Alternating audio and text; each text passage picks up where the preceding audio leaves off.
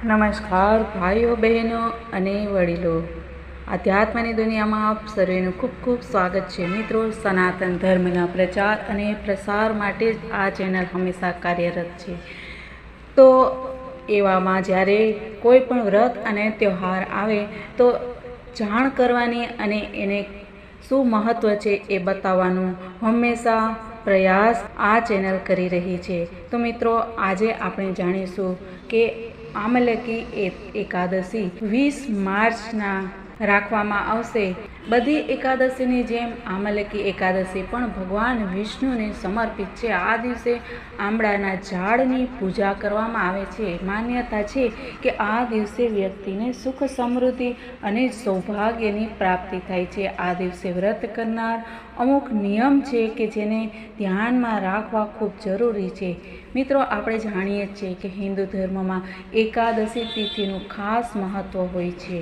ફાગણ મહિનાના શુક્લ પક્ષમાં આવનાર એકાદશી બધી એકાદશીથી અલગ અને ખાસ છે, કેમ કે એક માત્ર એકાદશી છે જેના પર ભગવાન વિષ્ણુની સાથે ભગવાન શિવ અને માતા પાર્વતીની પૂજા પણ કરવામાં આવે છે. આ દિવસે ભોલેનાથ માતા પાર્વતીને કાશી લઈને ગયા હતા. ભોલેનાથના કાશી આવવાની ખુશીમાં લોકોએ તેમના પર ફૂલોનો વરસાદ કર્યો અને રંગ, ગુલાલ આદિ એના પર ઉડાડ્યા હતા અને એક ઉત્સવના સ્વરૂપમાં મનાવ્યો હતો.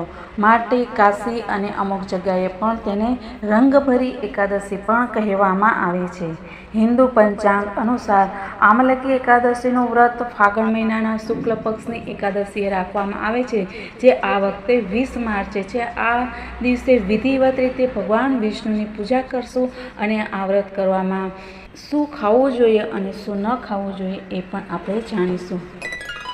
આમલકી એકાદશીના દિવસે આમળાથી બનેલી વસ્તુઓ ખાવી જોઈએ. આ દિવસે આમળાનું સેવન કરવાથી વ્યક્તિને અક્ષય ફળોની પ્રાપ્તિ થઈ શકે છે અને સાથે જ સ્વાસ્થ્ય સાથે સંબંધિત મુશ્કેલીઓ પણ દૂર થાય છે. આમલકી એકાદશીના દિવસે કોળાનું સેવન કરવું જરૂરી છે. માન્યતા છે કે વ્યક્તિના સૌભાગ્યમાં આનાથી વૃદ્ધિ થાય છે. આમલકી એકાદશીના દિવસે શક્કરિયાનું સેવન પણ કરવું ફાયદાકારક છે. માટે આ દિવસે આમલકી એકાદશી પર શક્કરિયાનું સેવન જરૂરથી કરવું જોઈએ.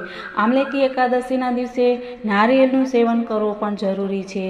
એવી માન્યતા છે કે માતા લક્ષ્મીની કૃપા આનાથી બની રહે છે. અને ખાસ કરીને આમળાનું વધારે મહત્ત્વ છે. આમળાના ઝાડનું પૂજન કરવું જોઈએ. કંઈ નહીં તો આપ ઘરમાં પણ એક આમળાનો છોડ જે છે એ તમે લાવી અને પૂજન કરી શકો છો. પરંતુ કોઈ પણ આમળાનો ઘરમાં મુરબ્બો કર્યો હોય તો પણ આપ એનું પણ સેવન કરી શકો છો. બીજું કે આ દિવસે શું ન ખાવું જોઈએ, તો આપણને ખ્યાલ જ છે કે એકાદશીના દિવસે માંસ, મદિરા વગેરેનું સેવન કરવાનું વર્જ્ય છે અને એનું અશુભ પરિણામ આવી શકે છે. લસણ અને ડુંગળી પણ બિલકુલ ન ખાવા જોઈએ. આ દિવસે ચોખાનો ત્યાગ કરવો જોઈએ. ચોખા મતલબ કે ભાત જે છે એ ઘરમાં બનાવવા પણ ન જોઈએ અને ખાવા પણ ન જોઈએ. જે પણ વ્યક્તિ ઘરમાં એકાદશી નથી કરતી એને પણ અગર એ ભાત નથી ખાતી તો એને પુણ્ય જે છે મળે છે. એ દિવસે કહેવાય છે કે કોબી અને પાલક પણ ન ખાવા જોઈએ. તેનાથી વ્યક્તિને નુકસાન થઈ શકે છે. અને આ બધું જે છે એ આપણે જેટલું કરીએ એટલું આપણા માટે સારું છે. બાકી તો મિત્રો, કળિયુગના લક્ષણો જે આપણે જાણ્યા છે એમાં આપણને ખબર જ છે કે શું હાલ થવાના છે. તો આપણે અત્યારથી જ આપણા આ જન્મને છે સુધારવાનો પ્રયાસ જરૂર કરીએ. મિત્રો, એકાદશીના દિવસે કથા શ્રવણનું ખૂબ મહત્ત્વ બતાવવામાં આવ્યું છે કે કોઈ પણ એકાદશીના દિવસે આપ ઉપવાસ કરી શકો કે ન કરી શકો, પરંતુ આપ કથા શ્રવણ કરો છો તો પણ તેનું પુણ્ય બધાને પ્રાપ્ત થાય છે. તો ફાગણ મહિનામાં શુક્લ પક્ષની એકાદશીને આમલકી એકાદશી કહેવામાં આવે છે, જે પવિત્ર વ્રત વિષ્ણુ લોકની પ્રાપ્તિ કરાવનારું છે. રાજા માંધાતાએ પણ શ્રી વશિષ્ઠજીને આવો પ્રશ્ન પૂછ્યો હતો, જેના જવાબમાં મહામુનિએ કહ્યું કે આમલકી મતલબ કે આમળાનું મહાન વૃક્ષ એક ઉત્પન્ન થયું કે જે બધા જ વૃક્ષોનું આદિ કહેવાય છે. આ જ સમયે પ્રજાની સૃષ્ટિ રચવા માટે ભગવાને બ્રહ્માજી બ્રહ્માજીને ઉત્પન્ન કર્યા અને બ્રહ્માજીએ દેવ, દાનવ, ગંધર્વ, યક્ષ, રાક્ષસ, નાગ અને નિર્મળ અંતઃકરણવાળા મહર્ષિઓને જન્મ આપ્યો. એમનામાંથી દેવતાઓ અને ઋષિઓએ એ સ્થાન પર આવ્યા કે જ્યાં આમળાનું વૃક્ષ હતું. હે રાજન, આમળાના વૃક્ષને જોઈને દેવતાઓને ઘણી જ નવાઈ લાગી, કારણ કે આ વૃક્ષ વિશે તેઓ અજાણ હતા. દેવતાઓને વિસ્મિત થયેલા જોઈ અને આકાશવાણી ફરી થઈ અને આકાશવાણીમાં એવું કહ્યું કે હે મહર્ષિઓ, આ સર્વશ્રેષ્ઠ આમળાનું વૃક્ષ છે કે જે વિષ્ણુને પ્રિય છે. એના સ્મરણ માત્રથી ગૌદાનનું પુણ્ય મળે છે. સ્પર્શ કરવાથી એના કરતાં બમણું અને ફળ ખાવાથી 3 ગણું પુણ્ય પ્રાપ્ત થાય છે. બધાય પાપોનું હરણ કરનારું એ વૈષ્ણવ વૃક્ષ છે.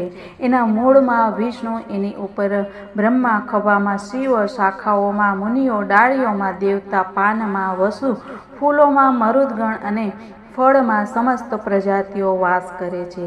આમળાનું વૃક્ષ સર્વ દેવમય છે. આથી વિષ્ણુ ભક્ત અને સમસ્ત વૈષ્ણવો અને મનુષ્ય જાતિ માટે આ પરમ પૂજનીય છે. માટે હંમેશા પ્રસન્નતાપૂર્વક આમળાનું સેવન કરવું જોઈએ. ઋષિઓ બોલ્યા, આપ કોણ છો? દેવતાઓ છો કે અન્ય કોઈ? અમને સત્ય જણાવો. પુનઃ આકાશવાણી થઈ કે જે સંપૂર્ણ ભૂતોના કર્તા અને સમસ્ત ભુવનના સૃષ્ટા છે, જેમને મહાન પુરુષો પણ મુશ્કેલીથી જોઈ શકે છે, એ જ સનાતન વિષ્ણુ હું છું. શ્રી વિષ્ણુનું આ કથન સાંભળીને ઋષિઓ ભગવાનની સ્તુતિ કરવા લાગ્યા. આમ કરવાથી શ્રી હરિ સંતુષ્ટ થયા અને બોલ્યા કે મહર્ષિઓ, તમને હું અભીષ્ટ વરદાન આપું. ઋષિઓ બોલ્યા, ભગવાન, જો તમે સંતુષ્ટ થયા હોય તો અમારા લોકોના હિત માટે કોઈ એવું વ્રત બતાવો કે જે સ્વર્ગ અને મોક્ષરૂપી ફળ પ્રદાન કરનારું હોય. શ્રી હરિ બોલ્યા, મહર્ષિઓ, ફાગણ મહિનાના શુક્લ પક્ષમાં જો પુષ્ય નક્ષત્રવાળી એકાદશી હોય તો એ મહાન પુણ્ય પ્રદાન કરનારી અને મોટા મોટા પાતકોના નાશ કરનારી હોય છે.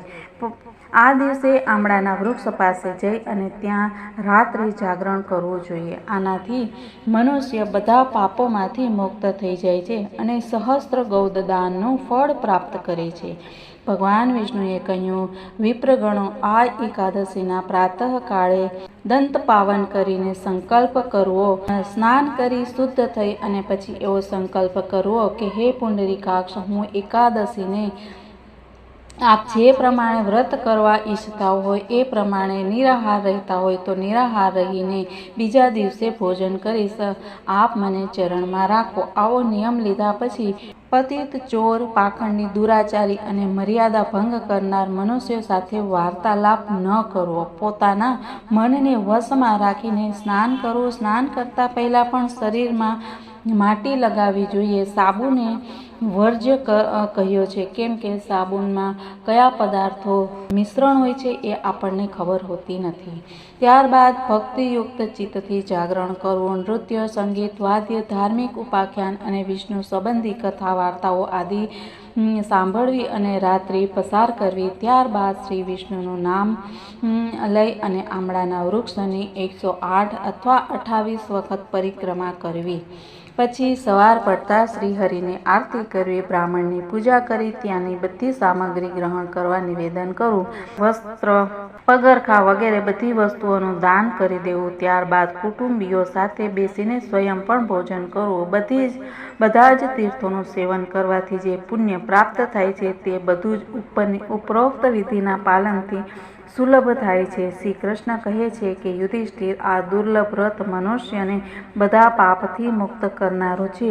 આ પ્રમાણે આપણને વંશ પરંપરાથી આ ચાલ્યું આવતું આ મહાન વ્રત છે એ આજે મેં આપ સૌની સમક્ષ કહ્યું છે. તો મિત્રો, સર્વના હૃદયમાં બિરાજમાન પરમાત્માને હું નમસ્કાર કરું છું અને સર્વના કલ્યાણની ભાવના સાથે આજના દિવસની અહીંયા વિરામ મૂકું છું અને કાલે ફરી આપણે મળશું કાંઈક નવી વાતો સાથે.